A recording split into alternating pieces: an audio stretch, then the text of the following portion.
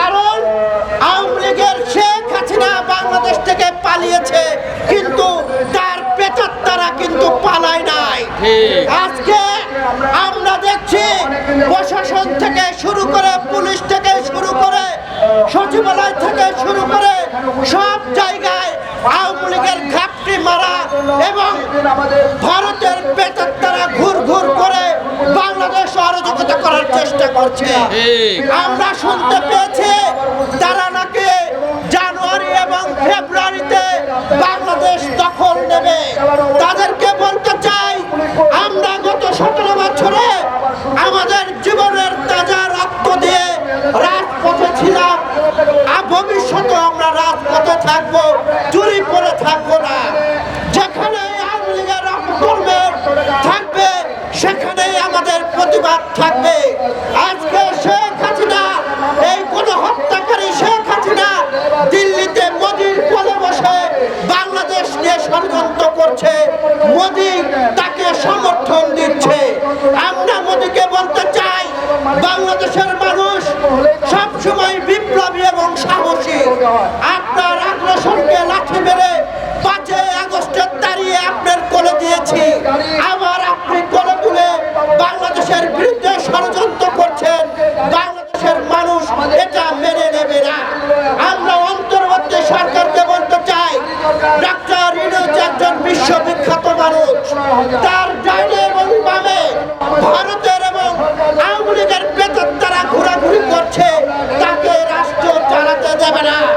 যার নিজের ঘরে আগুন লেগেছে তারা কিভাবে আগুন সামাল দেবে?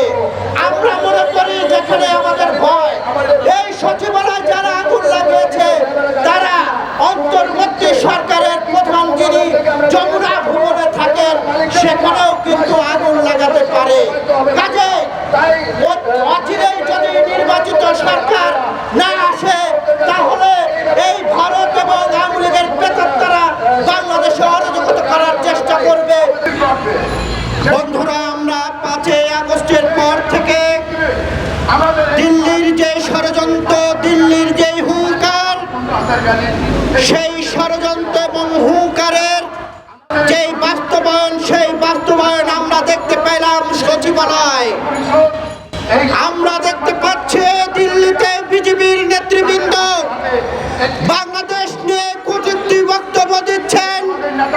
বিজেপি নেতা শুভেন্দ্র বাংলাদেশের মানুষকে কটাক্ষ করছেন এবং বিব্রতিকর বক্তব্য দিচ্ছেন। আমরা দেখেছি বিজেপি নেতা ভারতের নরেন্দ্র মোদী বাংলাদেশ নিয়ে কটূক্তি বক্তব্য দিচ্ছেন। তারা আওয়ামী লীগ প্রেমিক এবং শেখ হাসিনা প্রেমিক। আমরা বিজেপি নেতাদের বলতে চাই, এই বিজেপির নাম আপনারা বিজেপি লীগ করেন এবং শেখ হাসিনার নেতৃত্বে দিল্লিতে রাজনীতি করেন, তাহলে হয়তোবা ভালো হবে। আপনারা বাংলাদেশের মানুষের সাথে সম্পর্ক করেন নাই, আপনারা করেছেন 78 বছরের যুবতী শেখ হাসিনার সঙ্গে প্রেম করেছে। এই শেখ হাসিনার সাথে প্রেম করে বাংলাদেশের নিয়ে ষড়যন্ত্র করছে।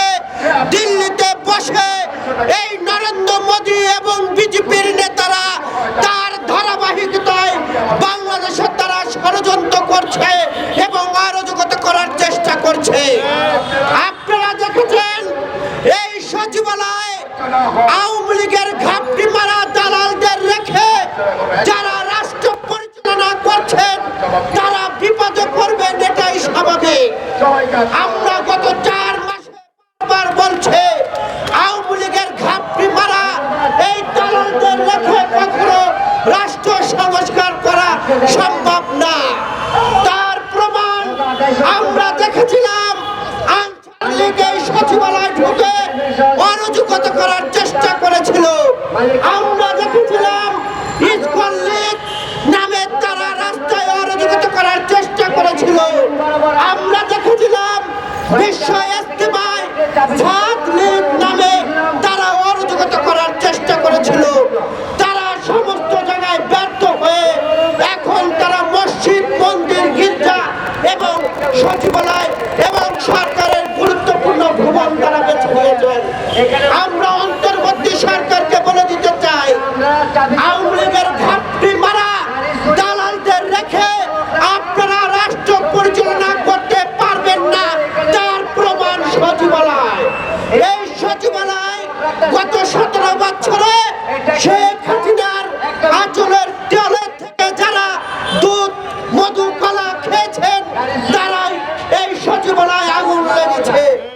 আজকে অন্তর্বর্তী সরকার 8 বিশিষ্ট একটি তদন্ত কমিটি তারা করেছে। আমরা তাদেরকে প্রশ্ন করতে চাই, এই কমিটি কি দেশের মানুষকে দেখানোর কমিটি কিনা, নাকি এই কমিটি বাস্তবে যারা অপরাধী তাদেরকে তারা ধরতে পারবে?